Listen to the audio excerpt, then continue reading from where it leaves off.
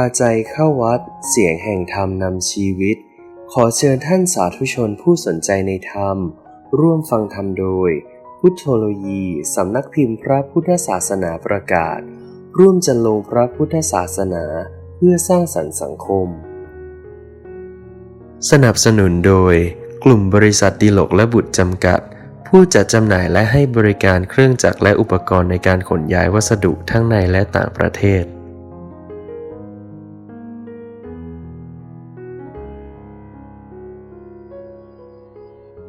แสงธรรมส่องใจ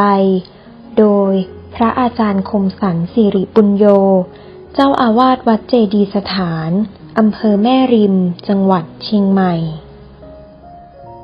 พระอาจารย์คมสันต์ได้แสดงธรรมะให้แก่สาธุชนทั้งหลายไว้เป็นแนวทางในการดำเนินชีวิตโดยมีเนื้อหาเป็นข้อความสั้นๆหรือบทกลอนดังนี้พอใจกับสิ่งที่ได้มายอมรับกับสิ่งที่เสียไปหลังพายุร้ายผ่านไปท้องฟ้าย่อมสดใสเสมอหลังปัญหาผ่านไปจะรู้ว่าปัญหาเล็กนิดเดียวทุกข์กับปากคนย่อมไม่มีที่สิ้นสุดอย่าใส่ใจกับคำคน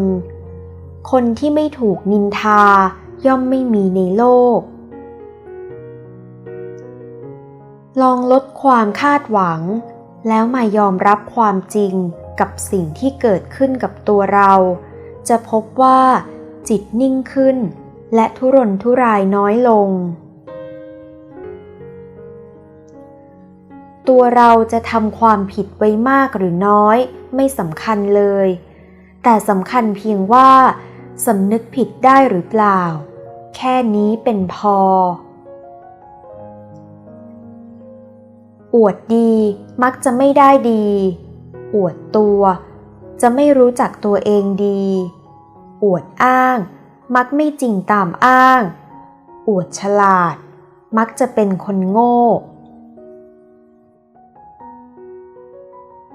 ทำดีกับใครอย่าไปคาดหวังว่าเขาจะมาทำดีกับเราถ้าเข้าใจแบบนี้ความคาดหวังจะไม่เกิดขึ้นและจะไม่เกิดความทุกข์อีกอย่ามัวแต่วิ่งหาเงินจนลืมดูแลสุขภาพให้ดีดูแลครอบครัวให้ดีดูแลผู้มีพระคุณให้ดีและท่องเที่ยวพักผ่อนให้ดีก่อนที่ช่วงเวลาดีๆจะหายไปบางสิ่งเราคิดว่าจะใช่แต่มันก็ไม่ใช่บางอย่างเราว่ามันไม่ใช่แต่มันดันใช่เฉยเลยความแน่นอนคือความไม่แน่นอนจริงๆ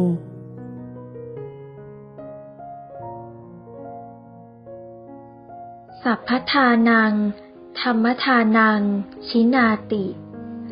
การให้ธรรมะเป็นทานย่อมชนะการให้ทั้งปวง